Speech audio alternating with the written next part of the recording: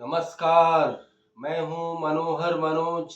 पुनः कार्यक्रम सत्य असत्य और अर्ध सत्य में।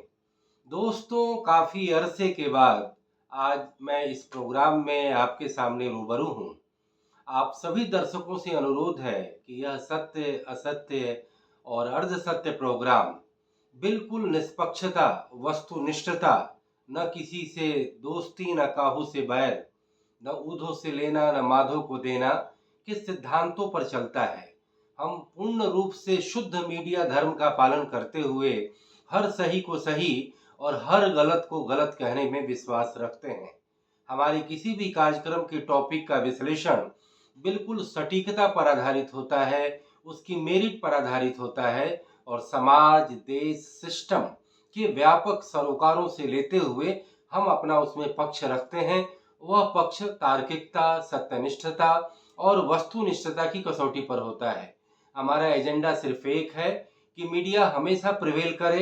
डेमोक्रेसी में media as an opinion maker पूरे तौर पर अपनी ताकत दिखाए।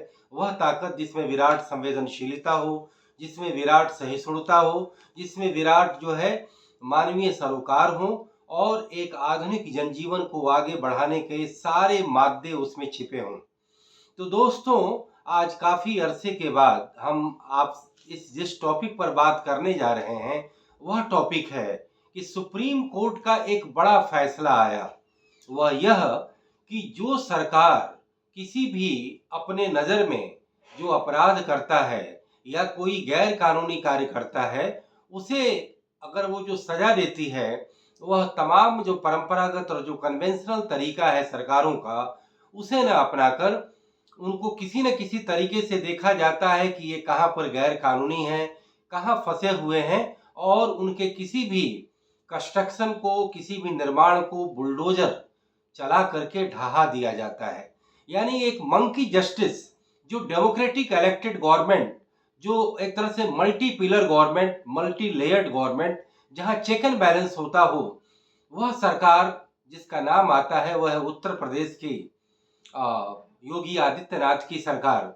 और कुछ घटनाएं इससे मुतल्लिक मध्य प्रदेश में भी घटी, जिसमें कि सरकार ने किसी भी वारदात को लेकर उस वारदात के आरोपी को सीधे सीधे बुलडोजर चलाने का काम किया। लेकिन इस घटना पर सुप्रीम कोर्ट ने लंबी सुनवाई के बाद जो फैसला दिया, हमें लगता है वो काफी देरी के बाद आया फैसला था। हम सब जानते हैं कि सुप्रीम कोर्ट भारत में मानवाधिकारों का संरक्षक है।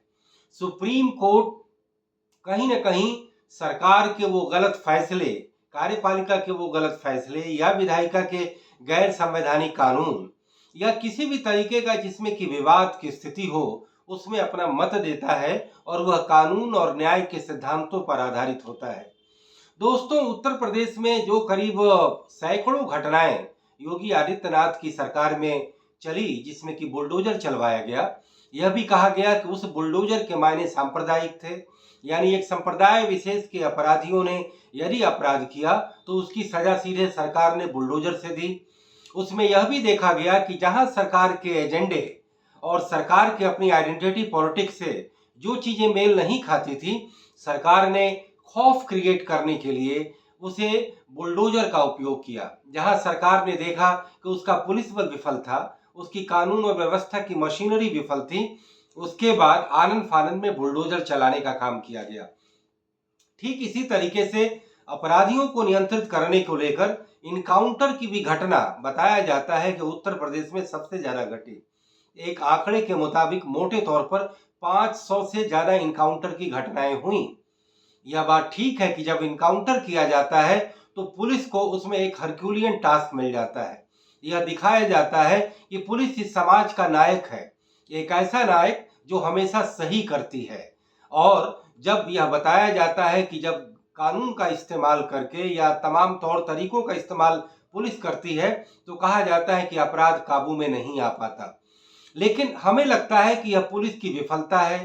पुलिस का बड़ा ही एक सेलेक्टिविज्म का एक तरीका है कि जहां पुलिस को अपनी आमदनी करना है, जहां उनको भ्रष्टाचार करना है, जहां उनको विफलता छिपानी है, तो वहां पर तो ये चीजें नहीं आती। जहां उन्हें आतंकवाद से लड़ना है, जहां दुर्दांत अपराधियों से लड़ना है, तो वहां पुलिस हरकुलियन और एक बड़े दिल वाला नहीं बन पाती। वहां पर वह इनकाउंटर नहीं कर पाती, वो या तो मार दी जाती है या फिर आतंकवादी या अपराधी बड़ा उनके गिरफ्त से बाहर भाग जाता है। लेकिन जो मासूम अपराधी हैं या जो कमजोर अपराधी हैं, जो एक बड़ा सॉफ्ट टारगेट होता है, पुलिस उन्हें इनकाउंटर करके वाहवाही लूट लेती है। तो कहीं ना कहीं उत्तर प्रदेश सरकार में योगी आदित्यनाथ की सरकार का एक सिंबोलिज्म बना कि यह इनकाउंटर की सरकार है, यह बुलडोजर की सरकार है। इससे ये मैसेज गया कि समाज में जिस तरीके से वर्ग शत्रु और वर्ग मित्र बांट करके राजनीतिक दल काम करते हैं, राजनीतिक दल जिस आधार पर अपने वोट बैंक का निर्माण करते हैं, राजनीतिक दल जिस तरीके से चुनाव में ध्रुवीकरण करते हैं, तो वहां पर उनका वोटर जो है वो वर्ग मित्र और वर्ग शत्रु होता है।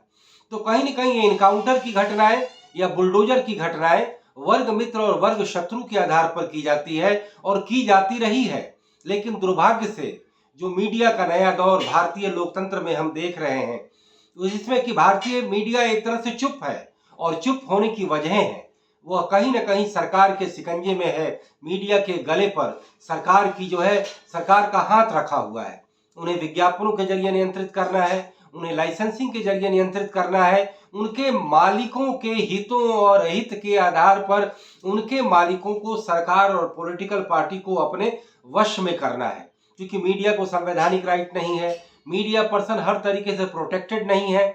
अगर पब्लिसिटी का मामला है तो सरकारें उनकी पब्लिसिटी में उपयोग तो कर लेती हैं, परंतु कहीं न कहीं मीडिया के मानकों पर मीडिया को वो स्वच्छंदता की परंपरा पिछले 70-80 सालों में और उससे पहले 100 सालों के आज़ादी के आंदोलन के इतिहास में जो मीडिया को वो परंपरा से वो चीज़ें मिली हुई थी, दुर्भाग्य से संविधान में दायरा नहीं मिलने के बावजूद करीब 70-75 सालों तक वह परंपरा कायम रही। लेकिन 2010 के दशक के बाद वह परंपरा टूटती जा रही है और तमाम वो तकनीकी से उत्पन्न हुआ मीडिया जो अलग अलग युगों में अलग अलग काल में अलग अलग कलेवर में आता है, कभी प्रिंट मीडिया, कभी पीरियोडिकल मीडिया, कभी इलेक्ट्रॉनिक मीडिया, कभी डिजिटल मीडिया, कभी सोशल मीडिया, यानी कि मीडिया के अलग अलग तकनीक जो अलग अलग समय काल परिस्थिति के अनुसार चलन और प्रचलन में आते हैं, उनको नियंत्रित करने का काम जो सरकारें, सिस्टम और कॉरपोरेट समूह कर लेते हैं। तो ऐसे में जो सरकार के जो कुकृत्य हैं, जो चेक एंड बैलेंस की जो जिम्मेवारी लोकतंत्र के अन्य खंभों को मिली है, चलिए न्यायपालिका को तो संविधान से अधिकार प्रदत्त है, तो आखिर न्यायपालिका ने यह फैसला सुना दिया। यह ठीक है कि यह फैसला देरी से आया, परंतु इस फैसले के बाद अब सरकारों पर एक नकेल कस जाएगा। लेकिन अगर मीडिया इस बात को कहे तो मीडिया को येन केन प्रकारेण या तो बदनाम किया जाएगा या उन्हें चंगुल में ले लिया जाएगा या मीडिया को डिवाइड कर दिया जाएगा कि एक समूह उसमें सरकार की पैरोकारी करेगा, सरकार की पक्षकारी करेगा, तो दूसरा समूह अपनी आवाज निकालेगा, लेकिन वह नक्कार खाने में तूती की आवाज बनकर के रह जाएगी। बहरहाल सुप्रीम कोर्ट का यह फैसला आया, बड़ा ही दिल को सुकून देने वाला फैसला, क्योंकि हम लोकतंत्र के आदी हैं। हम चीन में नहीं रह रहे, न ही हम किसी मिडिल ईस्ट के गल्फ कंट्रीज के किसी इस्लामिक रूल में रह रहे हैं। हम एक डेमोक्रेसी में रहते हैं जिसमें सरकार के तमाम फैसलों को न्यायपालिका रद्द करती है। न्यायपालिका की अतिवादिता को अलग अलग चैनल के न्यायपालिका की अलग अलग चैनल में ले जाया जाता है कि जहां डिस्ट्रिक्ट कोर्ट गलत फैसला करता है तो हाई कोर्ट में जाते हैं, जहां हाई कोर्ट गलत फैसला करता है तो सुप्रीम कोर्ट में जाते हैं, और जहां सुप्रीम कोर्ट गलत फैसला करता है तो वहां मीडिया में उसका विश्लेषण होता है, या कहीं न कहीं विधायिका भी अपने नए कानून के जरिए उस पर कॉल लेती है। तो कहीं न कहीं चेक एंड बैलेंस की जो संस्कृति भारतीय लोकतंत्र में बनी थी, आज अथॉरिटेरियन डेमोक्रेटिक रिजीम के तहत, आज एक डिक्टेटोरियल डेमोक्रेटिक रिजीम के तहत वह एक तरह से धूमिल पड़ गया था। वहां जहां पर कि एक बिल्कुल एक विभाजनकारी जो राजनीति जो पहले जातियों में बनी थी, आज वो सांप्रदायिकता के आधार पर बनी है। पहले भी नुकसान हो रहा था, आज भी नुकसान हो रहा है, लेकिन बुलडोजर के जरिए जो ये मंकी जस्टिस देने का काम सरकार कर रही थी और सब लोग बिल्कुल एक तरह से मूक बने हुए थे, लोगों की आवाजें बंद पड़ गई थीं, आज इस फैसले के बाद एक बहुत बड़ा सुकून मिला है। मैं ये नहीं कहता कि संप्रदाय विशेष के लोग अपराधी नहीं हैं, संप्रदाय विशेष के लोग अतिवादी नहीं हैं, संप्रदाय विशेष के लोग फंडामेंटलिस्ट नहीं हैं, बिल्कुल वो हैं, लेकिन उसका तरीका व्यापक रिफॉर्म में है, उसका व्यापक तरीका जड़ों पर प्रहार करने पर है। आप राजनीतिक स्कोर करने के लिए उन्हें बुलडोज कर देते हैं, उनके आशियाने को जला ध्वंसित कर देते हैं। ऐसी न जाने कितनी घटनाएं घटी हैं। तो सुप्रीम कोर्ट ने कहा है कि यदि वह व्यक्ति गलत है, अगर वो अवैध निर्माण भी कर चुका है, तो उसकी बाजाप्ता नोटिस देनी पड़ेगी, उसके बाजाप्ता उसकी प्रक्रिया करनी पड़ेगी। और सुप्रीम कोर्ट ने यह भी फैसला लिया कि जितने घर बुलडोज किए गए उसमें शामिल अधिकारियों को, उसमें सम्मिलित अधिकारियों को अपने खर्चे से उसे फिर से पुनर्निर्माण करना होगा।